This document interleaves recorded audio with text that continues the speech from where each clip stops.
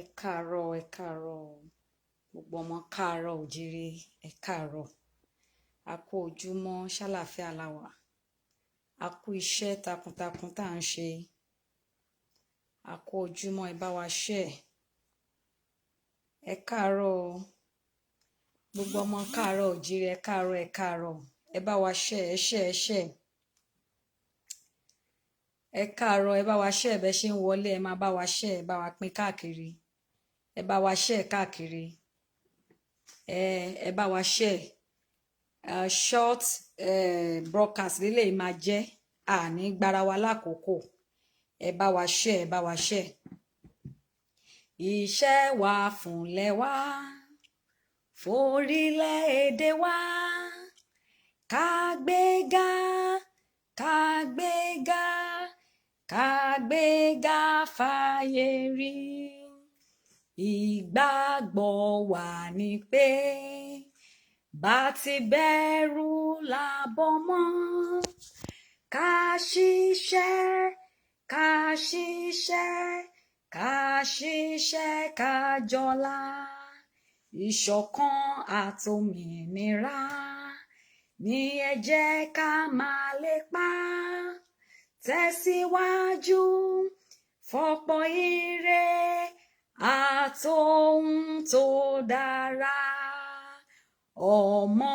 Oòduà dìde, bọ́ sípò ẹ̀tọ́ yín. Àwa ni ìmọ́lẹ̀ ògo adúláwọ̀. Gbogbo ẹ̀yin ọmọ káàárọ̀ òjíire, ẹ káàárọ̀. A kú ọjọ́ ẹtì lónìí. Gbogbo ìrìn àjò ayé wa, ọba Olódùmarè kò ní jẹ́ kí ẹtì dé bá. Gbogbo ẹ̀yin èèyàn mi ò ní lè porúkọ wa lónìí, mi ò ní lè dárúkọ wa, ṣùgbọ́n ẹ bá wa share, ẹ bá wa like káàkiri. Ẹ mọ̀ pé èmi ò yé gbé jáde pé tá bá ti rí àwọn nǹkan tó yẹ ká máa tètè kíyèsí, ká máa ṣe àkíyèsí àwa máa gbé síta. Bó ṣe ń lọ náà la tún ní pé ká tún fi tó wa létí. Gbogbo ẹ̀yin èèyàn wa, ẹ má gbàgbé wípé ọ̀la òní yìí Gangan Aṣọ ní ìlú Èkìtì lọ́hùn-ún, ní ìlú Èkìtì tiwa. Ẹ̀yin tèkìtìkété, báwo ni o ṣe wà? Ṣé ti gbáradì? Gbogbo ẹ̀yin ọmọ Odùduwà, gbogbo ẹ̀yin ọmọ káàárọ̀ òjíire nílé lóko, ní gbogbo bí tẹ́ ti ń jẹ́ ọmọlúàbí, ṣé ti gbáradì fún Èkìtì? Èkìtì là ń lọ lọ́la o, lọ́la òde òní náà ni. A dúpẹ́ lọ́wọ́ gbogbo ọmọ káàárọ̀ òjíire káàkiri àgbáyé. Ẹ jọ̀ọ́, ẹ̀yin tí wọn bá tí ì darapọ̀, ibi tí kéde ò bá tí ì dé, ẹ bá wa kéde káàkiri wípé Odùduwà nation òun náà la dojúkọ o. Òmìnira orílẹ̀-èdè wa òun là ń béèrè fún. Ìlú Èkìtì la sì ti máa ṣe ìpolongo ní ọ̀la ní Èkìtì kété. Àwọn bàbá Èkìtì ti ń retí, àwọn olùgbàlejò ní àwọn ìlànà wọn ti ń retí. Gbogbo àwọn agbátẹrù fún gbogbo rallies, gbogbo àwọn agbẹnusọ, gbogbo wọn pátápátá, everybody ti ń retí pé Èkìtì á tún lè kàǹkà. Bẹ́ẹ̀ ni, ẹ ṣeun, ó di dandan ká ṣàṣeyọrí. Ẹ̀yin ọmọ Yorùbá, ẹ jẹ́ kí n tún sọ eléyìí náà. Tó bá tún wá di ọ̀sẹ̀ tó ń bọ̀,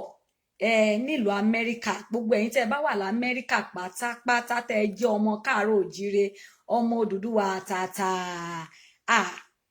tí ì darapọ̀, tí ì raṣẹ́ tí yín mega rally eléyìí ó máa yàtọ̀ gidi gan ni, torí pé mega rally tọ̀tẹ̀ yìí kì í ṣe ọjọ́ kan o, kì í ṣe ọjọ́ méjì, no be 1 day 2 days, ọjọ́ mẹ́ta gbáko la máa fi wà nínú rally, la máa fi protest fún ìjọba Amẹ́ríkà pé àwa ò ṣe mọ́, àṣe mọ́, a fẹ́ kúrò lóko ẹrú, a fẹ́ kúrò nínú ìgbèkùn, a fẹ́ kúrò lọ́wọ́ ìyà, torí pé ẹni tí Ẹlẹ́dàá dá wa, ọmọ aládé ni wá, ọmọ ológo ni wá, ọmọ ọlọ́gbọ́n, ọmọ onímọ̀ òun ni wá. A fẹ́ sọ fún gbogbo àgbáyé pé ní àsìkò tá a wà yìí kò sí going back o, padà sẹ́yìn. Èèyàn wọn bá ń pààrọ̀ orúkọ jù bẹ́ẹ̀ lọ, tiwantiwa, tàkísà ń tààtàn, tẹnitẹni tàkísà ń tààtàn. Yorùbá ni títí wa, èdè abínibí tiwa Ọlọ́run ti fún wa látòdì ọ̀run ni. Adá ní èdè, adá ní ẹwà, adá ní ìwà, adá ní àṣà, adá ní ìṣe títí wa. eléyìí tán wá darú lúrú pọ̀ mọ́ sápà yìí a ní àsìkò ti tó tá a máa yọ kàńdá kúrò lára ìrẹsì ẹ jẹ́ ká yọ kàńdá kúrò lára ìrẹsì ìran fúlàní ò papọ̀ mọ́ ti haúsá haúsá ò papọ̀ mọ́ ti ìgbò bẹ́ẹ̀ ni gbogbo wọn ò papọ̀ mọ́ ti yorùbá àwọn ọmọ yorùbá a ní tá a fi ń dá wa mọ̀ a ní bá a ṣe ń dá wa mọ̀ a fi èdè dá wa mọ̀ a fi ìwà dá wa mọ̀ a fi ìṣe dá wa mọ̀ a fi ìṣẹ̀ṣe wa a fi dá wa mọ̀ gbogbo nǹkan wa ló dá yàtọ̀ ẹ̀yin èèyàn mi ẹ ṣẹ̀ káàkiri òun la ṣe ń sọ fún gbogbo wa wípé tá a bá jẹ́ ọmọ ọkọ ọmọlúàbí ọmọ ọkọ ọmọ yorùbá tòótọ́ ọmọ àtàtà ò ní káwọ́ gbéra kó o sọ wípé kò kàn mí o eléyìí tó wà ńlẹ̀ kò kàn gbogbo wa ló kàn pátápátá àtolówó àti tálákà àtọmọ ẹ̀yìn àti ẹni tí wọ́n ti mú lẹ́rú àti ẹni tí ò tí kó lẹ́rú gbogbo wa tó bá ti jẹ́ ọmọ káàárọ̀ òjíire ni ọ́ tó ń já ṣàkẹ́ tó ń já dùkẹ́ tó ń jáde táyọ̀ tó ń jẹ́ kọ́lá wọlé ọmọ tó ní kó máa jẹ́ kọ́lá wọlé tó jẹ́ pé òṣì ló bá ìyá ló bá bàbá ló bá ọmọ nítorí orílẹ̀-èdè tí ò ṣiṣẹ́ tó o bá ń jẹ́ kọ́lá wọlé tó ń jẹ́ kí náà porúkọ ẹ máa fún mi láwọn orúkọ dúndùn yẹn ọ̀pọ̀lọpọ̀ ló ń jẹ́ orúkọ tó dùn ṣùgbọ́n ayé wọn ò dùn à ń jẹ́ orúkọ tó dùn ayé wọn ò dùn nítorí ìjọba kíjọba nítorí orílẹ̀-èdè burúkú tí wọ́n so wá pọ̀ mọ́ nítorí àwọn tí ò tọ́ tà ń là kọjá gẹ́gẹ́ bí nítorí pé nàìjíríà kì í ṣe orílẹ̀-èdè business enterprise ní British business enterprise òun ni ìjọba nàìjíríà òun la ṣe wá sọ wípé lásìkò yìí tí ọlọ́run ti ta wá jí tó ti gbé àwọn bàbá wa Bánjí Akíntóyè àti gbogbo àwọn bàbá tó kù tó gbé wọn dìde àwa ní kí gbogbo ọmọ káàárọ̀ òjíire náà káwọn náà dìde ẹ jẹ́ ká gbára wa torí pé kí ni kò sẹ́ni tó máa gbà wá o kò sẹ́ni tó máa gbà wá ẹ rí bó ṣe ń lọ òun la ṣe ní kí gbogbo wa dìde gbogbo ẹ̀yin tẹ́ bá wà lamẹ́ríkà pátápátá gbogbo state ẹ ti wà àti gbọ́lidé lọ àní pátápátá là á fọ́jú kùnàkùnà là á dẹ́tẹ̀ ojú àfọ̀fọ̀ tán wọ́n ní jà ló máa dá sílẹ̀ tẹ́ ẹ bá padà sẹ́yìn báyìí àbí tẹ́ ẹ bá ní pé kò ṣeé ṣe mọ́ o jẹ́ ká kúkú support wọn náà ti fẹ́ parú kankan dà ẹ wò ó ikú la bá ń bẹ̀ ìyà la bá ń bẹ̀ ẹrú tí èèyàn ò lè bọ́ ló wà nínú ẹ̀ nítorí náà gbogbo ibikíbi tẹ́ ẹ bá wà gbogbo ẹ̀yin tẹ́ ń ṣe one Nigeria tẹ́ ń sá kiri one Nigeria lẹ́sìfẹ́ wà ṣé ẹ ti gbọ́ tuntun wọ́n ní wọ́n ti send proposal ẹ jẹ́ ń kà fún yín màá kà fún yín nísìnyí ẹ gbọ́ wọ́n ní a proposal to change Nigeria's name to United African Republic has been received by the House of Representatives Special Committee on Constitution Review. The proposal was submitted by ṣé ẹ gbọ́ ẹni tó tún submit proposal náà wọ́n ní the proposal was submitted by Adeleye Jokotoye èmi ò mọ̀ rí o ẹni tó bá wa mọ̀ Mr. Adeleye Jokotoye àwọn náà ríṣẹ́ fi rán pé kí wọ́n lọ submit proposal wọ́n ní is a tax consultant to the committee at the Southwest Zonal Public Hearing wọ́n ní wọ́n ti submit proposal pé in tó kàn wá kù lórílẹ̀-èdè Nàìjíríà tó máa tún orílẹ̀-èdè Nàìjíríà ṣe ni wípé kí wọ́n pa orúkọ Nàìjíríà dà ṣe bẹ́ẹ̀ sọ pé wọ́n ti bà orúkọ Nàìjíríà jẹ́ ni wọ́n ní kí wọ́n kúkú submit proposal pé ẹ jẹ́ ká yí orúkọ yẹn padà ta ló wà nídìí gbogbo ohun tá à ń sọ yìí náà bí ò ṣe Buhari àtijọba ẹ̀ àtàwọn tó fẹ́ gba orílẹ̀-èdè gbogbo ilẹ̀ mọ́ wa lọ́wọ́ ẹ jọ̀ọ́ gbogbo ẹ̀yin èèyàn mi tó bá jẹ́ lóòótọ́ àtòdodo ní ìgbésẹ̀ tí wọ́n gbé yìí láti yí orúkọ Nàìjíríà sọ wípé wọ́n ti yí padà proposal ni wọ́n dẹ̀ ni wọ́n ti submit ẹ̀ wọ́n ti tender sí house Adeleye Jokotoye lórúkọ ẹni tí ó submit proposal náà àwọn ìgbìmọ̀ wọ́n sì ti gbà á àwọn House of Representatives Special Committee wọ́n ti gbà wọlé wọ́n ti submit ẹ̀ wọ́n ní ọmọ náà làrán sí náà fi ṣe pé ìwọ ọ̀ràn Yorùbá náà la máa ná gbogbo ẹ̀yin ọmọ àlè Yorùbá tẹ́ ẹ̀ mọṣẹ́ kọ̀ ẹ̀yin ò rí rádaràda tó ń ṣẹlẹ̀ káàkiri ẹ̀yin náà máa fi ṣẹ́ rán tán bá ní kàn lọ àrẹ́sì ọmọ Yorùbá tó ń sọ pé òun jìjà agbára ẹ̀yin náà máa fi rán tán bá ní kàn lọ pààyàn ọmọ Yorùbá náà máa rán sí tán bá ní kán lọ ju nǹkan iná síbì kan ọmọ Yorùbá náà máa rán sí Yorùbá. Mr. Adélẹ́yẹ Jókòtóyè ẹ̀yin ò Jókòtóyè o tó bá jẹ́ pé oyè Nàìjíríà ni bàbá yẹn jókòó dé tó ń jókòó tì àbí appointment wọn tó fẹ́ fún un ló jókòó tì tó fi gbaṣẹ́ tí wọ́n rán wọ́n ní àwọn Yorùbá náà ló wá sọ Yorùbá tó pa òwe tó sọ wípé ọmọ náà là ń rán síná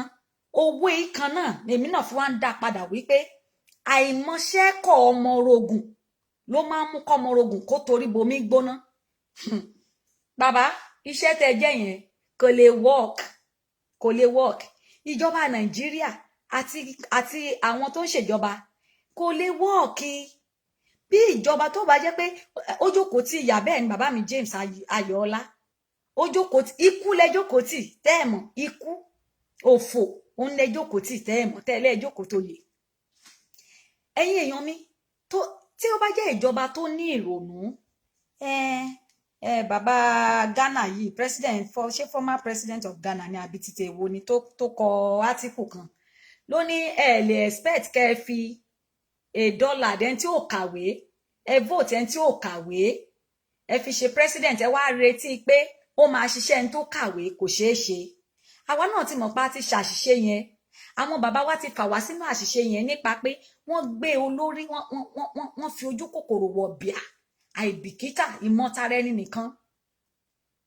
wọ́n fi ẹ ṣeun bàbá mi Samson wọ́n ní we need to write petition to all over the world petition wá tiẹ̀ ti pọ̀ báyìí bẹ́ẹ̀ ni gbogbo ẹ̀yin tẹ́ bá fẹ́ start petition ẹ jẹ́ ká start ẹ̀ bẹ́ẹ̀ ni bàbá mi mo mọ̀ pé failure ni wọ́n àwa kàn ń jáde síta ká lè mọ̀ ní pé ẹ wò ó gbogbo ẹni tó ń ṣe lábẹ́nu la máa gbé síta ṣùgbọ́n ká lè sọ fáwọn èèyàn wa pé ẹ má jẹ́ kó rẹ̀ yín kẹ́ ẹ lè mọ̀ pé ìdí tá a fi ń ṣe gbogbo kinní yìí orí òtítọ́ àti orí òdodo la wà ìyálé mi àtàtà ẹ káàbọ̀ èmi àti ìyá yẹn orí ọ̀rọ̀ rálì yìí náà la wà ó mo já wọn kúrò lórí aago ni wọn ò mọ̀ pé mo fẹ́ bẹ́ sí láìfù gan òjijì ni bá a ṣe ń ṣe nìyẹn tójú wọn ní tara tìyẹ tapá àbí tapá tìyẹ ni kinní kan fi ń ṣọ́rí bá a ṣe ń ṣe nìyẹn tó bá jẹ́ ìjọba tó nìkan ṣe tó rẹ́dì láti ṣe àtúnṣe ǹjẹ́ ẹ mọ̀ wípé kì í ṣe kán pààrọ̀ orúkọ ni wọ́n máa ṣe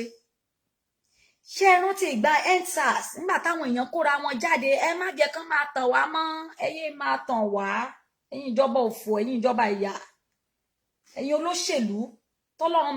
tọ́lọ́run máa fi yín ṣòfò dànù tẹ́ ẹ bá ronú pìwàdà mo ti fi klọ́ọ̀sì sí tẹ́ ẹ bá ronú pìwàdà ẹyẹ máa tàn wá nígbà EndSARS ẹ mọ̀ nǹkan tí wọ́n ṣe bí wọ́n pààrọ̀ orúkọ náà ni ẹ bá mi share sí gbogbo platform wọ́n pààrọ̀ orúkọ náà ni nígbà tí wọ́n rí pé wàhálà àwọn ọmọ yẹn ti pọ̀jù lẹ́yìn pípa tí wọ́n pa àwọn ọmọ ọlọ́mọ tán wọ́n pààrọ̀ orúkọ kí ni wọ́n pè wọ́n SWAT àbí kí náà ń jẹ́ kí lẹ gbọ́ lẹ́yìn ẹ̀ ta ló mú wọn ta ló arrest wọn kí lẹ gbọ́ lẹ́yìn ẹ̀ ibi tẹ́ ti máa mọ̀ ní yẹn pé ìjọba Nàìjíríà wọ́n mọ̀ nǹkan tó ń ṣe o ẹ̀yin ni kẹ́ ẹ mọ̀ nǹkan àwa là mọ̀ nǹkan tá à ń ṣe ṣùgbọ́n àwa kan a ti mọ̀ nǹkan tá à ń ṣe àwa kan ti mọ̀ nǹkan tá à ń ṣe nítorí náà tẹ́ ẹ bá rí tán ń pààrọ̀ orúkọ kiri tán ṣe kinní kan ilé proposal tán tún gbé wọlé ẹ má sọ pé lórí irọ́ ni ìjọba arọ́ ni wọ́n lóòótọ́ ṣùgbọ́n àwa ni ká dúró ṣánṣán ká dúró dáadáa they will go ahead and do whatever they want except tá bá stop wọn unless we stop them ọkọ wa ẹ káàbọ̀ AY Citizen lórí broadcast ni lórí platform torí àwọn èèyàn wa ó lágbára àwọn èèyàn tí ń sinú ètì káàkiri bẹ́ẹ̀ náà ń pè ìyá náà ń pè lady best náà ń pè lady b wọ́n ní báwo ló ṣe jẹ́ ìwọ àtìyàwó ẹ̀ yìí gan kinní kan ẹ máa tútùkùtù ẹ ń bá tútùkùtù àrírìkúrì Odùduwà nation ní títí wa ibi tá a dúró lé lórí nìyẹn kó Odùduwà nation kó dúró kí Yorùbá bọ́ ilé wa dẹ̀ dùn ilé wa dùn Odùduwà TV dùn o ẹ wo bí mo ṣe ń sọ ẹ̀yin èèyàn mi torí mi ò fẹ́ gbà wá lákòókò bí wọ́n ṣe pààrọ̀ orúkọ EndSARS SARS wọ́n change SARS sí SWAT ẹjọ́ ṣé ìwà ìbàjẹ́ ṣó dẹ́kun ṣé ìwà ìbàjẹ́ yẹn ṣó dẹ́kun kò dẹ́kun o nígbà tí gbogbo SARS EndSARS yẹn lọ gbogbo àwọn ọmọ tán pa ṣé ó yíwà ìbàjẹ́ wọn kúrò ṣé wọ́n prosecute gbogbo àwọn tó yẹ kán prosecute ebi Sanwó-Olú ló ti ń rìn kiri yẹn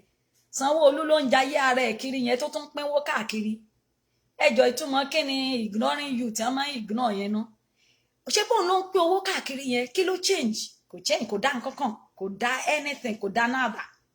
Àwa la ní láti jí, àwa la ní láti wà focus, àwa la ní láti wà determine, àwa la ní láti sọ pé ẹ wò ó ẹ má jẹ́ kí kíní kan tán bá ti sọ pé wọ́n máa change constitution tán bá ti náà máa ṣe restructure tán bá ti ẹrù ẹ̀tàn ní gbogbo ẹ̀tàn ló wà ní ẹ̀tàn. Kò sí nǹkan tó ní ká má dá dúró, a ti ń dá dúró kí ìjọba kan tó wá sọ wá di business enterprise. Káwọn Madam England àwọn queen kan tó wá sọ wá di business enterprise láti ń dá dúró láti ń dá ṣe ìjọba. Ara wa làwọn olóyìnbó ti kàn tó ń jẹ́ ìjọba ṣíṣe. Bẹ́ẹ̀ ni ẹlọ́mọ bá sọ bẹ́ẹ̀. Ara wọn náà ti kọ́ oríṣiríṣi nǹkan, wọ́n ti tà wá jìnnà, wọ́n ti bà nǹkan jẹ́ jìnnà mọ́ wa lára jù. Ṣùgbọ́n ẹ wò oòrùn tó kù lókè wọ́n ní ó tó aṣọ ó tó ṣaṣọ. Ìyẹn tá a bá ti pinnu lọ́kàn wa tá a ṣe tán kí la dẹ̀ máa ṣe. Gbogbo tá a máa ṣe náà òun la ti ní ká gbáradì yìí. Gbogbo rally tá ṣe rí rally yẹn wà important gidi gan ni. Gbogbo ẹ̀yin tẹ́ ń ṣe pé kíní kan ogun ní ká a máa jagun a máa ṣe kíní kan kankan bẹ́ẹ̀. Tẹ́ ẹ bá ń tẹ̀lé gbogbo nǹkan táwọn bàbá wa ti wá ń sọ tipẹ́tipẹ́ ẹ mọ̀ pé àwọn bàbá wa náà wọ́n ń gbáradì lábẹ́ wọ́n mọ̀ wípé olówó ẹrú kò ní fẹ́ kẹrú lọ. Àwọn ò fẹ́ tìjà àfẹ́ tógun. Ṣùgbọ́n tán bá wá gbé wá àwọn bàbá wa náà àwa náà ti ṣe tán. Ṣùgbọ́n gbogbo aṣọ kọ́ là ń ṣá lórùn. Ohun tá à ń sọ ni pé kó tó wá di pé wọ́n á gbé wá ní anyhow tán bá fẹ́ gbé wá. Ẹ jẹ́ ká kọ́kọ́ polongo ìtumọ̀ rally àti awareness tá à ń ṣe yẹn, ká polongo káàkiri gbogbo yíká ilẹ̀ Yorùbá àti gbogbo àgbáyé tí gbogbo ọmọ Yorùbá wà wípé Yorùbá fẹ́ dá dúró as a nation. Ká tú gbogbo àwọn àṣírí tó ti fi wá sínú ìgbèkùn. Gbogbo wọn ṣe ń ṣe ìjọba tó jẹ́ wípé ọmọ Fúlàní ni gbogbo ìjọba ń fẹ́ fọ̀. Àwọn nọ́ọ̀tì ni gbogbo ìjọba ń fẹ́ fọ̀. Ẹ wo airline kan wà tó jẹ́ wípé orúkọ Nàìjíríà ló ń jẹ́. Nàìjíríà kọ́ ló ní airline yẹn, àwọn nọ́ọ̀tì ló ní airline yẹn. Mo sì máa gbé síta. Àwọn north ni wọ́n ní airline yẹn, kò ń ṣe Nàìjíríà. Wọ́n fi Nàìjíríà bojú ni. Tí gbogbo ẹ̀ bá ṣẹlẹ̀ báyìí ẹ rí gbogbo orúkọ máa change ni. Ẹjọ́ ṣé wọ́n stop SARS name? Wọ́n stop wọ́n change orúkọ ni. Nísìnyí a tún ti gbọ́ pọ́n tún ti ṣe proposal míì. Wọ́n dẹ̀ ti gbà ní House of Representatives. Àwọn House of Rep ti gbà á láti yí orúkọ padà. Ẹ mọ̀ pé gbogbo ẹ̀yin ọmọ Nàìjíríà lẹ ti ń complain pé orúkọ Nàìjíríà ti bàjẹ́, passport ti bàjẹ́. Ẹ wò ó ẹ má jẹ́ ó yà yín lẹ́nu tán bá change passport. Torí wọ́n máa wò pé ṣe bí ẹ fẹ́ kí wọ́n máa sọ yín lẹ́nu ni orúkọ Nàìjíríà ti bàjẹ́ á bá yín tún ṣe. Ṣé borúkọ SARS náà bàjẹ́ wọ́n bá yín tún ṣe sí SWAT. Orúkọ Nàìjíríà náà àkókò bá yín change ẹ wo tán change orúkọ Nàìjíríà. Ẹ wo proposal tán send wọ́n ní United African Republic. United African Republic náà fẹ́ yí orúkọ Nàìjíríà padà sí. Wá mọ ìdí tán máa fi yí orúkọ Nàìjíríà padà sí United African Republic. Ṣé ẹ mọ̀ wípé wọ́n ti pinnu ogun. Wọ́n dẹ̀ ti ń sọ tipẹ́tipẹ́ pé gbogbo Fúlàní tó wà káàkiri àgbáyé pátápátá ọmọ Nàìjíríà ni wọ́n. Ẹ jọ̀ọ́ níbo nílẹ̀ Nàìjíríà wà? Kò kí ń ṣe ara ilẹ̀ Yorùbá ni, kò kí ń ṣe ara ilẹ̀ Biafra ni, kò kí ń ṣe ara ilẹ̀ Middle Belt ni. Àwọn ọbẹ̀ yẹn ní Nàìjíríà. Tó má dẹ̀ ti wá yí orúkọ yẹn padà kúrò ní Nàìjíríà tó ń sọ di United African Republic. Á túmọ̀ sí pé gbogbo ìran wọn. Ẹ wo èmi máa ń sọ fún yín ẹ jẹ́ ká máa Ọlọ́run jogún ọpọlọ fún wa nílẹ̀ Yorùbá o. Ṣé ẹ mọ̀ wípé mò ń sọ fún yín wípé Pàtámì tó wà nídìí NIN ọ̀daràn Pàtámì yẹn tán fi jẹ chairman NIN tí wọ́n ní kí gbogbo àwọn èèyàn máa gbà yẹn. Àwọn Fúlàní náà ti torí ẹ̀ gbé kalẹ̀. Àwọn Fúlàní tó máa wọlé láti Mali, tán wọlé láti Mali, tán wọlé láti Futajalon, tán wọlé láti Zambia, tán wọlé láti káàkiri Niger Republic, gbogbo ibi tán wà yẹn lè ní Chad. Gbogbo àwọn Fúlàní yẹn náà fún ní NIN torí tó bá ti ní NIN náà máa lò as an identity pé ọmọ orílẹ̀-èdè yẹn ló jẹ́. Ìyẹn ló máa dàbí ṣọlá ti wá ti social security number ti wá ní Amẹ́ríkà. Bẹ́ẹ̀ ló ṣe rí NIN identification number, national identification number pé ọmọ orílẹ̀-èdè yẹn ó jẹ́ olùgbé orílẹ̀-èdè yẹn. títorí àwọn Fúlàní yẹn tí wọ́n fẹ́ kó kàn spread káàkiri gbogbo ilẹ̀ yẹn ẹ dẹ̀ mọ̀ pé bí èṣù ni wọ́n rí wọ́n pọ̀ lọ jaburata ni bẹ́ẹ̀ ni wọ́n dẹ̀ ti wọlé ẹ̀ẹ́dí tó ń kó wọn pẹ̀lú truck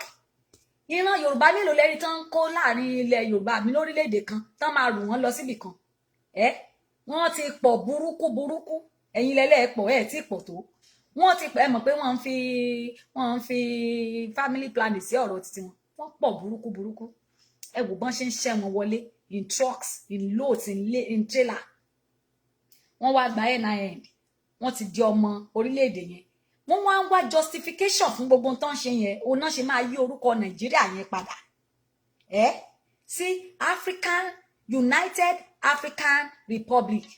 gbogbo ẹ̀yin wọn Nàìjíríà ẹ wò ẹ má jẹ́ kó dùn mọ́ yín lẹ́nu gbogbo ẹ̀yin tẹ́ fẹ́ ṣèjọba tẹ́ wò pé ẹ fẹ́ jẹ president lórí gbogbo Áfíríkà ẹ fẹ́ ṣiṣẹ́ rán gbogbo Áfíríkà ìyẹn náà máa fi wá kó gbogbo wa pọ̀ wọ́n á ní Lake Chad wọ́n ní Chad ó ní access pé òun náà ní right ṣé o ní NIN ó ní right ṣebí United Africa ni ẹ mọ nǹkan tí wọ́n ṣe sí Central African Republic ẹ mọ bí wọ́n ṣe destroy wọn ẹ mọ bí wọ́n ṣe wipe wọn out tí wọ́n ṣe deal pẹ̀lú wọn eléyìí náà ń bọ̀ náà ni ó ń bọ̀ ṣùgbọ́n ṣáà máa lajú wa sílẹ̀ ẹ wò ẹ má jẹ́ kó rẹ̀ wá ẹ̀yin ọmọ Yorùbá ẹ má jẹ́ kó rẹ̀ wá ó wà nínú ìtàn kò sí tuntun mọ́ nígbà tí wọ́n máa da Jésù olùgbàlà aráyé tí wọ́n máa dà á tálẹ́ni tó fi hàn for them United African Emirates will be a more correct name bẹ́ẹ̀ ni wọ́n fi pamọ́ ni bàbá mi wọ́n sá pamọ́ sábẹ́ United African Republic ni Emirates ni Caliphate náà fẹ́ establish that's as simple as it's as simple as that Caliphate náà fẹ́ establish Emirates ra àwọn Emirates kí ni ẹ̀rí wọ́n ti ń jẹ emir wọ́n ti ń gbé emir káàkiri àti ilẹ̀ Yorùbá náà wọ́n fẹ́ nǹkan tó fẹ́ establish nìyẹn wọ́n kàn fi republic yẹn bojú ni bàbá yẹn gẹ̀ẹ́tẹ̀ United African Emirates ni ló good fún wọn nǹkan fẹ́ ṣe gangan nìyẹn nǹkan tó fẹ́ ṣe nìyẹn Yorùbá nation now gbogbo ẹ̀yin èèyàn tẹ́ wà létí ẹ jókòó ẹ jáde síta ò fúnra lé o mo ti ń bá àwọn bàbá kan sọ pé gbogbo àwọn tí wọ́n bá dá sí tí wọ́n bá dá sọ́dọ̀ yìí á denounce àwọn wábì kan á lọ kó wọn sí bóyá Sambisa náà belong sí ni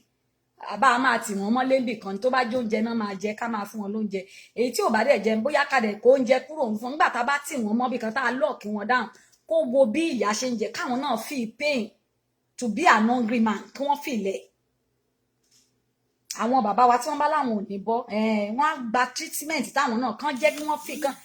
kàn jẹ́ kàn feel pain tí àwọn ọmọ wọn feel ẹ̀yin èèyàn wa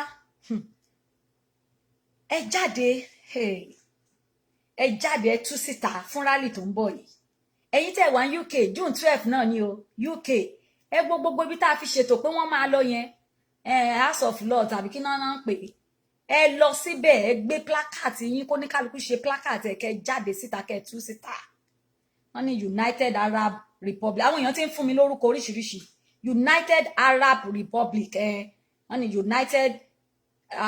United African Emirates gbogbo ẹ̀ náà àní wọ́n fẹ́ establish caliphate ni wọ́n fẹ́ establish Emirate kingdom ní ilẹ̀ titiwa wọ́n ti gbé Sanusi gbogbo ẹ̀ láti sọ fún wa lórí ètò information is power information is freedom wọ́n ti gbé Sanusi Lamido wọ́n ti gbé sílùú Èkó òun ni wọ́n fi jẹ olórí gbogbo àwọn sect gbogbo àwọn Islamic kìíní yìí òun náà fi jẹ olórí gbogbo ìbọn tán kó wọlé gbogbo àwọn irinṣẹ́ ikú tán kó wọlé káàkiri ẹjọ́ tí wọ́n bá ní permission àtàwọn ọwọ́ àwọn máa lé títí àwọn tilẹ̀ Yorùbá tí wọ́n bá ní lọ́wọ́ ṣe rò pé wọ́n máa kó wọ Èkó láìsí check no check gbogbo checking point tẹ́ ń rí yẹn àwọn Fúlàní ló wà ń bẹ̀ ẹ wá sọ pé ṣé kò sáwọn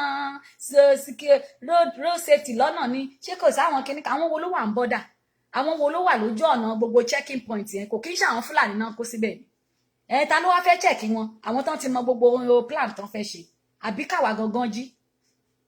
gbogbo ọlọ́kadà ẹ wò wọ́n ní a ní bíi 15 million ọ̀kadas in Nigeria àbí ní ilẹ̀ Yorùbá Nàìjíríà ni ẹ wá wò ó pé each mo fi báìkì kan hàn wá tí wọ́n hide ìbọn sí ọ̀ndà ẹ wá wò ó pé each ọ̀kadà yẹn ló ní ìbọn kọ̀ọ̀kan nínú ẹ mọye weapon tó ti wà nílẹ̀ Nàìjíríà bẹ́yìn ẹ mọye weapon tó ti wà nílẹ̀ Yorùbá bẹ́yìn àbọ́dọ̀ wa kọ́ ni ọ̀kadà yẹn pọ̀ sí.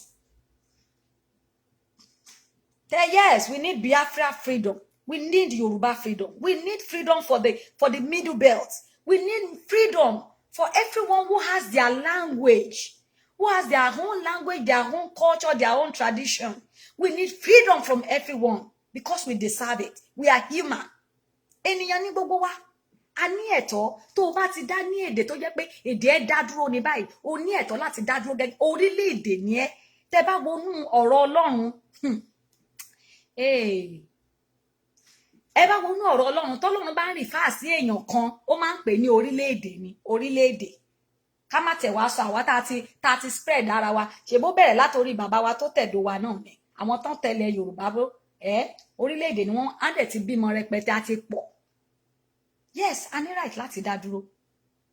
ẹ̀yin èèyàn wa pùbọ́sà tán tún gbé yọ nìyẹn ẹ wò ẹ má dẹ̀ jẹ́ kó ṣe wá ní nǹkan kan tí ò bá sí anybody tó hold wọn tó stop wọn láti change SARS sí SWOT tí ò sí anybody tó repel wọn wípé kì í ṣe orúkọ la fẹ́ kẹ́ change ń tá fẹ́ kẹ́ ṣe leléyìí ẹ jọ̀ọ́ kò sí anybody tó máa stop wọn láti máa jẹ́ Nàìjíríà láti change orúkọ Nàìjíríà wọ́n máa change ẹ̀ kúrò lórúkọ Nàìjíríà wọ́n á change ẹ̀ ṣe bí Nàìjíríà lẹ́ ń pariwo ẹ̀ ṣe Nàìjíríà mọ́ o ẹ̀ ṣe Nàìjíríà mọ́ o Nàìjíríà is a fraud iṣẹ́ kínní wọ́n kúkú wá bá yín gbé orúkọ yẹn pé ṣe Nàìjíríà is a fraud ẹ jẹ́ ká kú gbé orúkọ yẹn ká lọ change ẹ̀ wọ́n ti gbé wọ House of Rep báyìí wọ́n ti gbé wọ House of Rep nígbà tán bá wá change ẹ̀ tán báyìí ìgbé kílẹ̀ tún máa bẹ̀rẹ̀ ẹ̀yin èèyàn wa ẹ dìde ìjọba Buhari gbogbo ẹ̀yin House of Rep ìwọ ọmọ Yorùbá Mr. Adeleye Jókòtóyè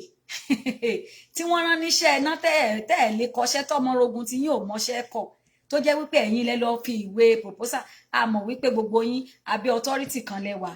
lè kọ́ torí ẹ fẹ́ kú awágbọ̀n tí ẹ fẹ́ kú ṣùgbọ́n tí gbogbo yín ò bá dìde kẹ́ ẹ fọwọ́sowọ́pọ̀ kẹ́ ẹ lè ṣe nǹkan tó bá jẹ́ pé gbogbo yín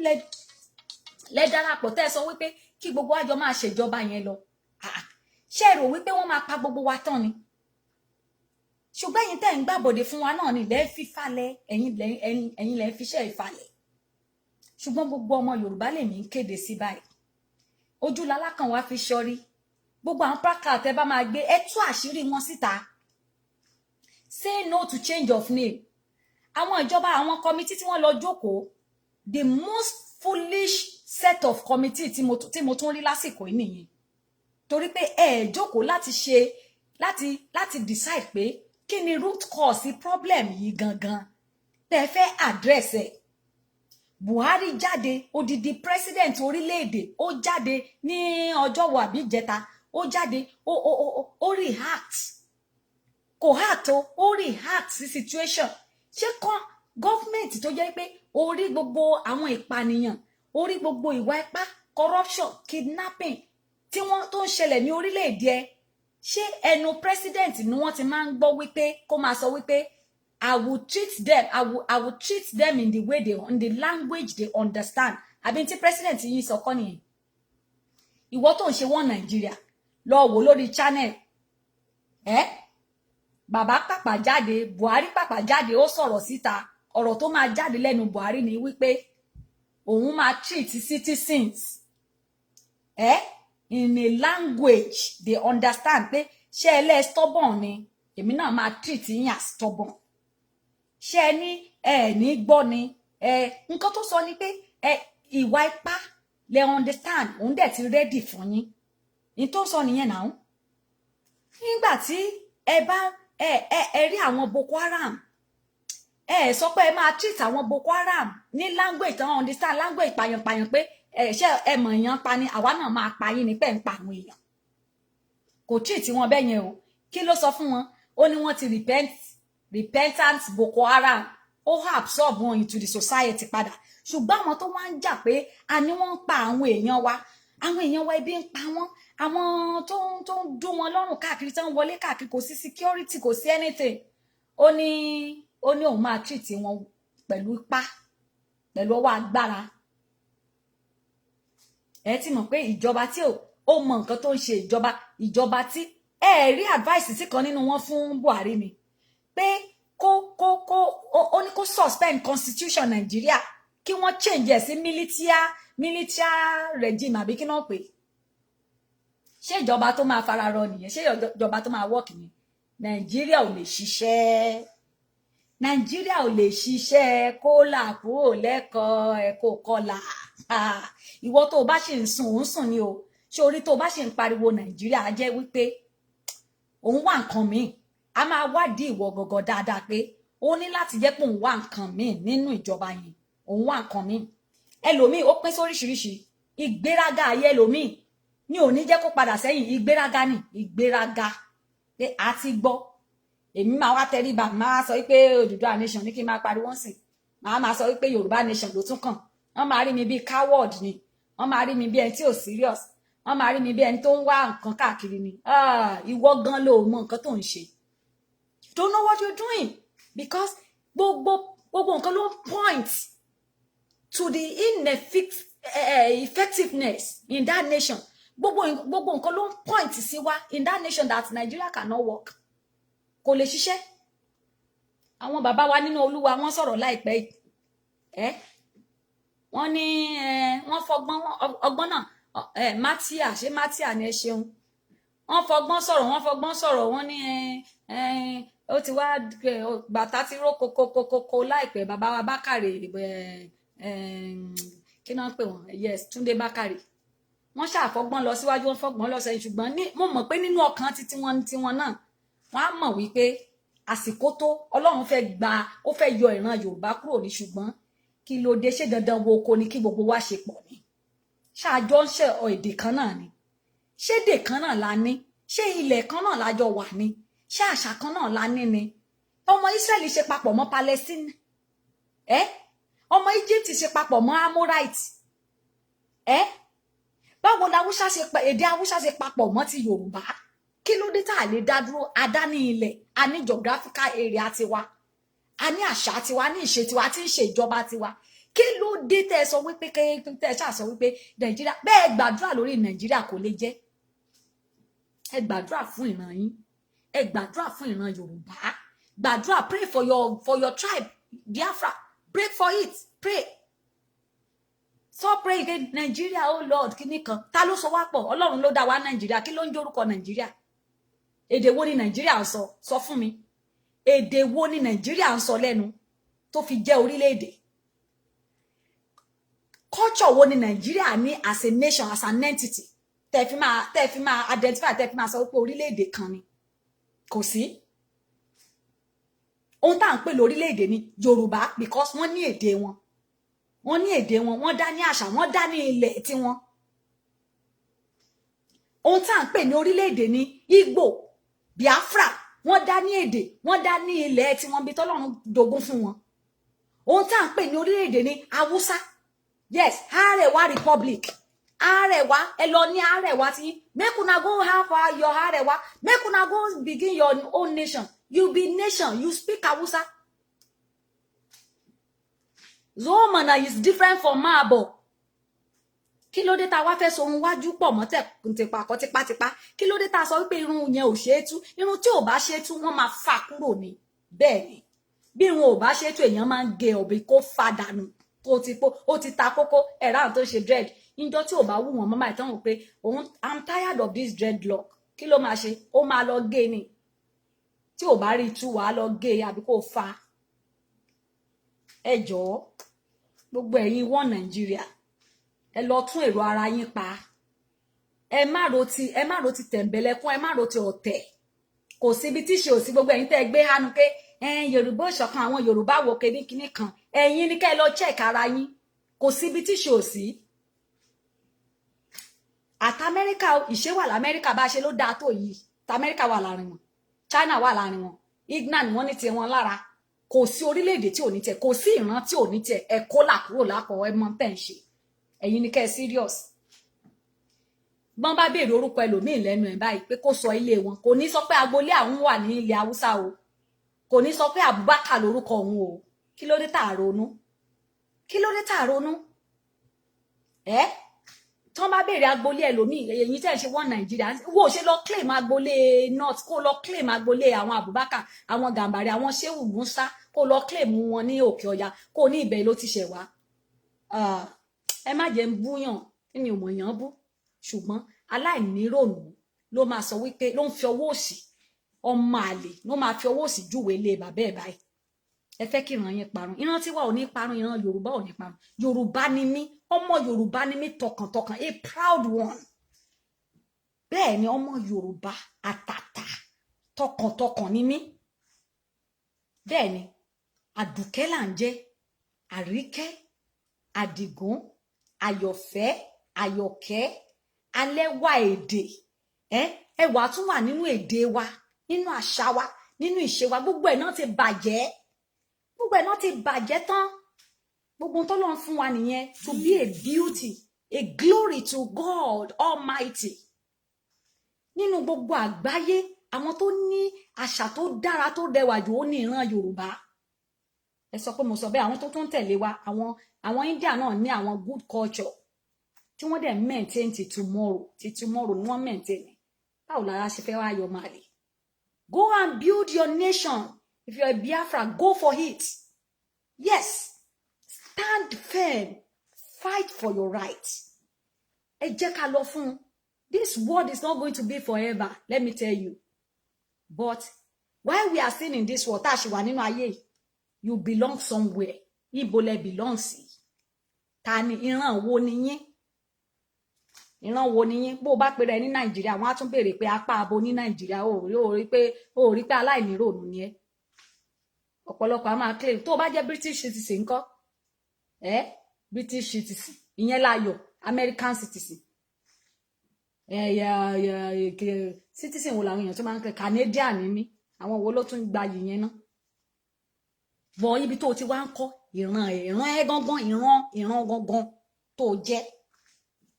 tí gbogbo ẹ̀ bá dé tán ní kó ní kálukú kí ìran ní kálukú kó tiẹ̀ padà àbúrò pé kò lè ṣẹlẹ̀ ayé yìí ayé metamorpho ó meta àbí má jẹ́ sọ òyìnbó sọ ayé ó ń yí ni ó ń yí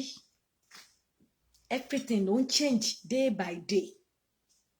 bọ̀ ó bẹ́tà nísìnyí ẹ jẹ́ ká jà fún ìran Yorùbá o ẹ jẹ́ ká pariwo àwọn olóṣèlú yẹn síta orúkọ tán fẹ́ change àti mọ ọgbọ́n wọn o wọ́n fẹ́ fi legalize gbogbo movement àwọn Fúlàní tó ń wọlé láti Chad láti kí náà pé Futajalon gbogbo ẹ̀bẹ̀ yẹn láti àwọn ìlú jágajàga yẹn gbogbo àwọn tó ń wọlé láti ibẹ̀ náà wọ́n fẹ́ fi wọ́n fẹ́ nationalize wọn wọ́n fẹ́ naturalize wọn as a bona fide citizen ní country yẹn nǹkan tó fẹ́ ṣe nìyẹn wọ́n dẹ̀ ń lò wọ́n gẹ́gẹ́ bí ohun ìjà ni wọ́n ń lò wọ́n ń wò pé tí ogun ò bá ṣẹlẹ̀ wọ́n máa lò wọ́n fún 2023 wọ́n máa fi lò wọ́n before 2023 gan wọ́n ti ní plan ẹ ti gbọ́ gbogbo ẹ̀ wọ́n ṣe fẹ́ gbogbo ogun tán fẹ́ jà a ti sọ fún yín wọ́n ti gbé weapon wọ́n ti gbé plane aircraft tán order fún war ni wọ́n fẹ́ fi pa yín para wọn run torí ìdáhùn ló ń pa hun èdè tiwa nìyẹn ìdáhùn ló ń pa hun wọn lè gbọ́ yẹn ó tiẹ̀ jẹ́ pé wọ́n ti jí gbogbo èdè wa náà ti gbọ́ tán wọ́n ti wọ àárín wa ti pẹ́ but things can still be we can have our nation let's believe in ourselves ẹ jẹ́ ká gbàgbọ́ nínú ìran yìí ẹ jáde fún rally gbogbo ẹ̀yin tẹ́ bá ti níṣẹ́ tẹ́ wà l'Amẹ́ríkà ẹ wò ẹ gbọ́dọ̀ má wá sí Washington DC o Thursday next week Friday àti Saturday ọjọ́ mẹ́ta làwa máa ti polongo àti ní káwọn èèyàn di aṣọ ìbora dání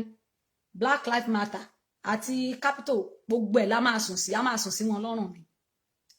Yorùbá nation must go we must be free ẹ bá wa bẹ̀ British help us beg British government to leave us alone Queen of England to leave us alone kàn jẹ́ ká mí kàn jẹ́ ká wà on our own ó ti tó gẹ́ nǹkan jẹ lára wa ti tó gẹ́ sọ pé àbá wọn deal a máa bá àwọn other nations deal but they should leave us alone but ká tó sọ pé kán fi wá lọ́rùn sílẹ̀ àwa gangan la máa gbára wa lóko ẹrú ẹ jẹ́ ká dìde ká gbára wa bẹ́ẹ̀ ni ẹ pariwo síta o bẹ́ẹ̀ change orúkọ wọ́n lè change passport ó ti dọ̀la tán ni wọ́n ti change passport o gbogbo ẹ̀yin tẹ́ ní passport green passport Nàìjíríà ó ti di United African Republic àbí United African Emirates ẹ ti di bẹ́ẹ̀ o wọ́n dẹ̀ máa fi pámú yẹn máa gba passport àfi tẹ́ ẹ bá dìde tẹ́ ẹ resist wọn nǹkan tí gọ́ọ̀mẹ̀ntì ò fẹ́ nìyẹn wọn ò fẹ́ tó máa sọ̀rọ̀ òun náà ṣe ń kọ́ ọmọ ogun káàkiri everywhere kán máa ṣọ́ yín kán silence yín kán pa yín wọn lè pa wá tán a máa sọ̀rọ̀ ẹgbẹ́ ẹ̀yin tẹ́ wà lábroad ìdí tí Elédùmarè tó ti fi tì yín síta ẹ máa rò pé ẹ kàn sá lọ ní ẹ mọ̀ pé it's for a time like this Ọlọ́run ti mọ̀ pé time like this máa come ẹ̀yin lẹ máa dìde lẹ máa ṣe àtìlẹ́yìn gbogbo ìjà yìí ìyá kan bá mi sọ̀rọ̀ lánàá inú mi sì ń dùn bó ṣe ń sọ̀rọ̀ inú mi ń dùn gan bó ṣe ń sọ àwọn ọ̀rọ̀ yẹn ẹ jẹ́ káwa náà ṣerú ìgbésẹ̀ bẹ́ẹ̀ yẹn ó ní gbogbo owó tóun fi ń ra pizza ń ra ìjẹkújẹ bóyá ojoojúmọ́ làwọn ọmọ ẹ̀ ń jẹ pizza ojoojúmọ́ náà ń jẹ ó ní ṣe lòun sọ pé òun pe àwọn ọmọ òjókòó ní England bẹ́ẹ̀ ló wà o ó pe àwọn ọmọ ẹ̀ jókòó pé this is what is happening back home you know we are Nigeria we are Yorùbá people ó dẹ̀ ṣàlàyé fáwọn pé kí la máa ṣe ó láwọn ọmọ gan ló sọ pé mommy maybe we should stop buying this buying that tó bá jẹ́ kó yẹ kí wọ́n jẹ pizza lénìí lọ́la lọ́túnla wọ́n á jẹ ní bóyá ẹ̀ẹ̀mejì lọ́sẹ̀ so owó tó yẹ kán fi rà yẹn bóyá £10 ni bóyá £5 ni wọ́n wá ń save ẹ̀ wọ́n ń store ẹ̀ so tó bá ti di at the end of every month wọ́n ń donate ẹ̀ sínú agitation yìí pati tẹ̀ ń ṣe tẹ̀ ń raṣọ tẹ̀ ń ra àǹkárá tí ò lè gbà yín lẹ̀ lówó ẹrú kankan ẹ ṣe mú owó àǹkárá yìí owó pati yìí kẹ́ ẹ máa tì sínú agitation yìí kẹ́yìn náà máa fi jìjàǹgbara láti gbára yín kúrò àsìkò tá máa tówó jọ lélẹ́yìí kì í sásìkò jẹkújẹ ẹlòmíì wọ́n ní kó dáwó owó á máa pé kí àti ìfowó ṣe owó mélòó láti dá àti ìdá nǹkan kan mo kí wa o a kú iṣẹ́ o ṣùgbọ́n àti ìdá nǹkan kan ẹ lọ àwọn ọmọ Ìgbò kò sí pátí mọ́ wọ́n pọ̀npọ̀ owó síbẹ̀ ni ayé yín òkú tó ti kú 25 years ago a fẹ́ yín ẹ̀yìn ẹ̀ padà ẹ mọ iye owó tó máa bọ́ sí táwọn Fúlàní bá bẹ́lù yín níbi tẹ́ ti ń yàn ẹ̀yìn òkú bàbá tó ti gbẹ tán bẹ́lù yín ṣé ẹ máa rójú ráyè gbogbo owó tẹ́ náà ó ti ṣòfò nìyẹn kí lówó yẹn dà fún yín ẹ jẹ́ ká máa reason logically lásìkò tá a wà yìí àsìkò ogun ojú ogun la wà yìí mi ní ká má jẹun a máa jẹun a máa wọṣọ sára ṣùgbọ́n the little one tó lè ṣe tó mọ̀ wípé mi ní èdè nǹkan yìí àwọn nǹkan tá a lè cut kúrò láti fi lè support agitation yìí àwọn èèyàn ń jáde nílé àwọn èèyàn ṣe oríṣiríṣi your $10 your $5 your £5 kó jẹ́ ojoojúmọ́ ni pé ojoojúmọ́ ò lè má mu bottle of coke ojoojúmọ́ ò lè má ra kinní kan jẹ kọ́ọ̀tẹ̀ ó tẹ̀ tún máa fúnra ẹ ní ó tún tọ́jú health ẹni kó máa jù sínú àkáǹtì tó bá dẹ̀ mọ́ bí tó máa jù sí mo ti sọ fún yín pé gbogbo àwọn Thomas tí wọ́n tó jẹ́ pé ẹlòmíì mo lẹ́nìkan send 93 cents sí mi ṣé ó ń dán wa wò ni pé má jẹ́ fi owó sílẹ̀ 93 cents kò pé $1 o ó tún withdraw ẹ̀ padà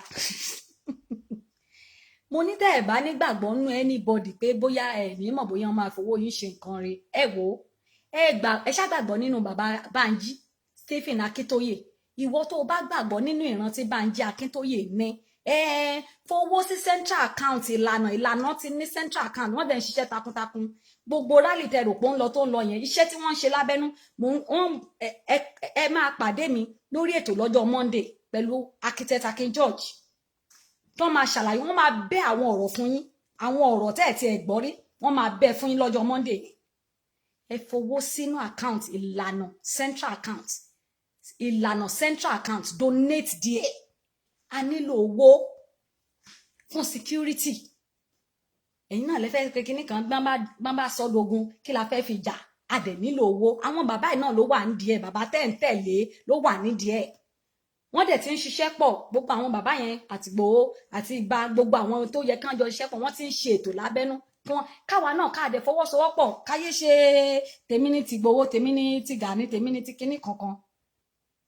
káyé ṣe ẹ ṣe bàbá mi Àjàyí a máa post account yẹn káyé ṣe gbogbo nǹkan bẹ́ẹ̀ yẹn káyé máa dá àárín wọn rú kí gbogbo wa ṣọ̀kan torí gbogbo àwọn tẹ́yìn ń wò àti rí kí Gumi kó máa tako Miyetti Allah kí Miyetti Allah kó máa tako Buhari àárín yẹn o.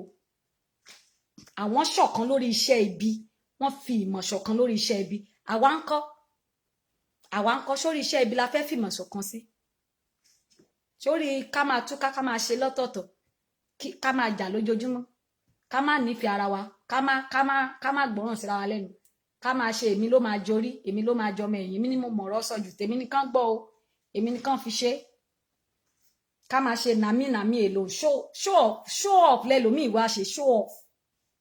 Pé èmi náà ṣáwà ń bẹ kán gbórúkọ mi kán mọ̀ mí káàkiri ayé. Who cares? Who cares? Irú èmi tán máa sọ wípé nǹkan kan wà tán máa ṣe kí òmìnira yẹn dé. Pé tó kí ọgán kó má gbójú jáde kó má sọ. In fact inú mi máa dùn ni. Alọ́jọ́ kí n lọ́jọ́ kò tọkọ mi lọ́rùn kí n máa gbádùn. Kí n máa enjoy. Ẹ rò pé wàhálà dùn ni. Wàhálà ò dùn. Bẹ́ẹ̀ ni wàhálà ò dùn. Ṣùgbọ́n ẹni tó ní ọkàn ìgbàlà, tó ní ọkàn àánú, tó ní ọkàn fún ọmọlàkejì pé kó wà ní ìrọ̀rùn, kò lè sinmi tó bá rí bí àwọn èèyàn ṣe ń jìyà. Òun ni tí àwọn few people ń ṣe. Torí kò ń ṣe gbogbo àwọn èèyàn náà ló ń ṣe lórí kinní. Àwọn tó máa fi jẹun wọ́n fi ń jẹun. Ṣùgbọ́n ẹ má jẹ́ ká wo bẹ̀. Ẹ̀yin jẹ́ ká wo pé nǹkan yìí ó di dandan ká ṣe. Ẹ pariwo ìjọba yìí síta o. Gbogbo àwọn placard ẹ máa say no to change of name. We don't want change of name o. United African Emirates. They want to turn us to Emirates country. They want to turn us to kinní kan ẹ máa pariwo wọn síta. Caliphate ni wọ́n fẹ́ pa wá ní o. Wọ́n fẹ́ràn wa. Wọ́n ṣe bọ́n ṣe máa ṣe security sílùú. Bí àkóso ìjọba ìlú tó ṣe máa ṣàtúntò. Wọ́n ṣe wọ́n tí ẹ ṣe àwọn nǹkan tó tiẹ̀ lè jẹ àwa gan tó máa jẹ wá pé ìjọba wa ti change o bóyá ká wọ́n ṣe wọ́n ní àwọn máa treat yín in the language that you understand, in the language that you understand. Ẹ dẹ̀ tún jókòó síbẹ̀. One Nigeria my foot. Yorùbá nation is unstoppable. Gbogbo ẹ̀yin tí ẹ bá nílò àkáǹtì ìlànà, central account ìlànà tí bàbá Bánjí, mi sọ pé àkáǹtì bàbá Bánjí Akíntóyè o, àkáǹtì central account fún ìlànà. Mo sọ fún pé wọ́n ṣiṣẹ́ àwọn iṣẹ́ ńláńlá ni wọ́n ṣe o. Ẹ̀yin Yorùbá ẹ má bẹ̀rù. A ní ẹ máa pàdé mi lọ́jọ́ Monday, ẹ gbọ́ wìnrìnwìnrìn nípa tó ń lọ. Ẹ máa gbọ́ wìnrìnwìnrìn. Ṣùgbọ́n tí mò ń sọ ni pé ẹ jẹ́ kí n wo àkáǹtì yẹn. Bóyá mo ti àkáǹtì yẹn mo máa post ẹ sórí a lè tún broadcast yẹn ká lè wo comment section yẹn máa post ẹ síbẹ̀. Àbí ẹ̀yin tí mi ò bá lè rí post báyìí ẹ jọ̀ọ́ ẹ send message sí mi 609-686-9739. Ẹ lè text mi ẹ jọ̀ọ́ ẹ message yẹn ẹ jẹ́ kí n fi nọ́mbà mi sílẹ̀.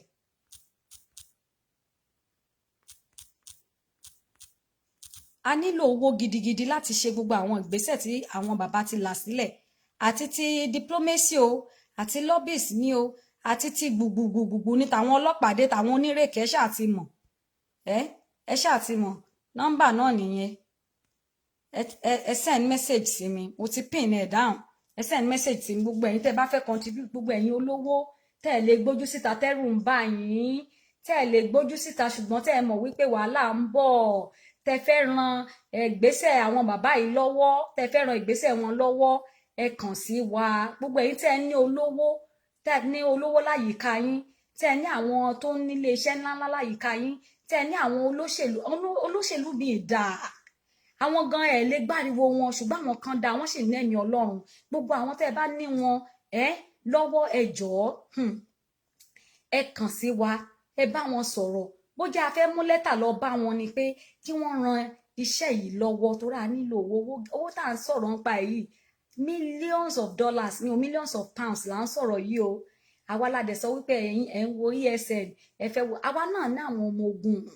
a fẹ́ sọ̀rọ̀ síta a dẹ̀ ní sọ̀rọ̀ ẹ mọ̀ pé wọ́n sọ wípé Yorùbá inú ni Yorùbá wà inú náà fi ń jà ṣùgbọ́n èmi fi dá yín lójú ọmọ ogun wà ṣùgbọ́n wọ́n nílò ìrànlọ́wọ́ owó ẹ máa jẹun wọ́n máa tọ́jú wọ́n máa ṣe gbogbo ẹ̀ everything náà máa plan well dáadáa owó ni kẹ̀kẹ́ ìyìn rere money is defence owó náà máa fi secure gbogbo nǹkan tán fẹ́ fi secure kì í ṣe wọn àwọn $1 tá à ń dá yẹn náà $10 £20 yẹn náà ó ṣiṣẹ́ o ṣùgbọ́n à ń sọ̀rọ̀ nípa millions of pounds là ń sọ̀rọ̀ nípa ẹ̀ yìí ẹjọ́ ẹ̀yin èèyàn wa ẹ jẹ́ ká ẹ mọ̀ pé ìjọba Nàìjíríà tí wọ́n ń bá wa jà kì í ṣe àwọn nìkan British àwọn ìyá wọ́n ń tẹ̀lé wọn lẹ́yìn àwọn China wọ́n ń tẹ̀lé wọn lẹ́yìn torí nǹkan jẹ́ ń bẹ̀ tán jọ ń pín ń bẹ̀ àwọn tí wọ́n fẹ́ ká bọ́ wọn pọ̀ gan ẹ mọ̀ pé gbogbo owó wọn gbogbo kidnapping tán ń ṣe gbogbo owó tán ń gbà káàkiri wọ́n fi ń ra nǹkan ogun ni wọ́n gbéyàn kan wọ́n gba 10 million wọ́n gbéyàn kan wọ́n gba 60 million ẹ wá rò pé kí lẹ rò pé wọ́n fi ń ṣe kí lẹ rò pé wọ́n fi ń ṣe ṣẹ́yìn ti dá 60 million ṣẹ́nìkan nínú yín ṣó ti dá 60 million ṣẹ́nìkan nínú yín ó ti dá 10 million ó ti dá 50 million àwa náà ní láti di ojú ká dá àwọn owó yẹn ká fi support pé gbogbo táwa náà bá ní la máa fi gbára wa kúrò nínú oko ẹrú tí wọ́n fi wá sí kì í ṣe oko ẹrú nìkan o wọn àti ẹ fẹ́ ká gbé ayé mọ́ nìkan lè kó gbogbo àwọn ewúrẹ́ wọn àwọn màálù wọn nìkan wá gba ìkóso kan máa jọba nílẹ̀ yẹn á ṣeé ṣe fún wa o ẹ̀yin tẹ́ bá ti darapọ̀ ẹ darapọ̀ báyìí o ẹ jọ̀ọ́ gbogbo ẹ̀yin tẹ́ wà ní Ìtàló ní Italy rally máa sọ gangan náà ní June 12 next week yìí náà ni rally máa sọ gangan bẹ́ẹ̀ ẹ gbáradì ẹ darapọ̀ wọ́n ní ẹ kì í jáde lọ títí ní Ìtàló ẹ jáde síta báyìí abẹ̀ yìí ni ẹ jáde síta kò sẹ́ni tó máa mú yín ilé làbọ̀ ìsinmi oko ẹ jáde síta wọ́n ti fẹ́ pààrọ̀ orúkọ Nàìjíríà wọ́n máa ní kẹ́ máa change passport yín sìn káwọn èèyàn kan lè mọ ẹnu kúrò lórí irọ́ la bá ń bẹ̀ irọ́ la bá ń bẹ̀ wọ́n fẹ́ fi kó Fúlàní wọlé ni wọ́n fẹ́ fi kó gbogbo àwọn ẹrú ikú yòókù wọlé ni o ẹ má gbà kí wọ́n pààrọ̀ orúkọ kankan orúkọ kọ́ la fẹ́ pààrọ̀ o àti ẹ̀fẹ́ nǹkan kan gan mọ́ àní self determination la fẹ́ kó ní kálukú máa dórúkọ ìyá ẹ̀ jẹ́ kó ní kálukú dórúkọ bàbá ẹ̀ jẹ́ ẹ má dúnàdúrà fún fake news ẹ má dúnàdúrà fún gbogbo àwọn nǹkan tí ò lè ṣe wá láǹfààní ohun kan ṣoṣo tó lè ṣe wá láǹfààní òun ni kí ìjọba Yorùbá kó dá dúró ká máa ṣèjọba tiwantiwa bẹ́ẹ̀ ni Èkìtì ọ̀la ní Èkìtì ẹ jẹ́ kí gbogbo wa tú síta ájú wa ṣe gbogbo ẹ̀yin tẹ́ darapọ̀ lẹ́nu mo kí gbogbo wa pátápátá ọba Olódùmarè tó dá ayé àti ọ̀run tó dá ẹ̀mí àti yín tó ṣe wá ní ìran aládé adé orí wa á gbà padà fún wa ògo wa ẹwà wa ìrọ̀rùn òmìnira wa á dé padà fún wa bá a dẹ̀ ṣe ń jáde lọ́tún lósì ibi ò ní ṣe kò gẹ́ ẹnikẹ́ni nínú wa thank you very much and please continue to share ẹ má dẹ̀ gbàgbé ẹ jọ̀ọ́ ẹ kàn sí mi gbogbo ẹ̀yin tẹ́ ẹ bá fẹ́ donate into ìlànà central account and lórí ìkànnì yìí náà Odùduwà TV radio afẹ́rọ̀ yẹn mọ̀ wípé orí òtítọ́ la dúró sí lórí ilé iṣẹ́ yìí náà kò ń ṣe pé à ń gbowó wọn sanwó iṣẹ́ fún ẹnikẹ́ni tó wà ní orí ìkànnì Odùduwà TV kò sí ẹni tó ń gbowó iṣẹ́ nínú wa kò sí common data àgbà ṣùgbọ́n a ní àwọn èèyàn tó represent àwa náà káàkiri tán ní ilé tí wọ́n ń darapọ̀ mọ́ àwọn rally ṣe gbogbo ẹ̀bẹ̀ yẹn ẹ máa rí wọn náà àwọn mass burial àwọn Mr. Joyous ẹ rí wọn lẹ́kìtì náà àwọn yẹn náà a máa support à ń support wọn à ń ra data fún wọn à ń fún wọn lówó mọ́tò láti máa káàkiri láti raise àwọn èèyàn kan máa káàkiri ẹ support wa ẹ béèrè fún account ẹ support wọn gbogbo ẹ̀ náà la máa ṣe bí Olúwa bá ṣe fi fún yín láti support ìran Odùduwà ìran Yorùbá ẹ máa ṣe má fi ìkùnsínú ṣe ẹ ṣe tayọ̀tayọ̀ bí ẹ bá ṣe ń ṣe tayọ̀tayọ̀ tí Olódùmarè rí ọkàn yín bẹ́ẹ̀ náà ló máa san fún yín ní bógun lọ èmi àti nígbà tí orílẹ̀-èdè Yorùbá tó bá máa dúró a máa jọ yọ̀ ni a máa jọ jó ní máa wà nínú ìbànújẹ́ bó ṣe máa rí nìyí kò sí tágbára Ọlọ́run ò ká o ẹ̀yin èèyàn mi gbogbo ẹ̀yin tẹ́ sọ pé kò sí tàdúrà ń bẹ ẹ má sọ bẹ́ẹ̀ ẹ má jẹ́ ká gan Ọlọ́run Ẹlẹ́dàá bá a ṣe ń gbé ìgbésẹ̀ ẹ jẹ́ ká máa gba ìtọ́ni lọ́wọ́ Ọlọ́run ẹ jẹ́ kí Olódùmarè kó jẹ́ ohun àkọ́kọ́ torí tá a bá ti fi síwájú tá a fi gbogbo ògo fún un tá a jẹ́ kó mọ̀ pé òun ló ní gbogbo agbára láyé àti lọ́run nígbà náà la tó ṣeé ṣe fún wa ẹ má jẹ́ ká jọra wa lójújù pé agbára ń bẹ jẹ́ lọ́jọ́kọ̀ ẹ má gbàdúrà àdúrà ń ṣiṣẹ́ ìgbésẹ̀ ń ṣiṣẹ́ méjèèjì ló gbọ́dọ̀ máa rìn pọ̀ ìgbésẹ̀ àti àdúrà ìgbésẹ̀ àti àdúrà ìgbésẹ̀ àti àdúrà bá a dẹ̀ ṣe ń gbàdúrà yìí ká máa ní ìgbàgbọ́ pé ìṣẹ́gun ni títa àwọn ọmọ Odùduwà ájú wa ṣe I remain the same person, the same friend of yours, ọmọ Odùduwà ọmọlúàbí ọmọ Bádéjọkẹ́ ló ń kí yín àní sọ pé ó dàbọ̀ torí anytime láti lè wá sí orí Agbágbé ṣùgbọ́n gbogbo ibikíbi tá a bá wà ọmọlúàbí ni ká máa ṣe o torí àwa ọmọ Oòduà àwa ní ògo adúláwọ̀ ó dàbọ̀.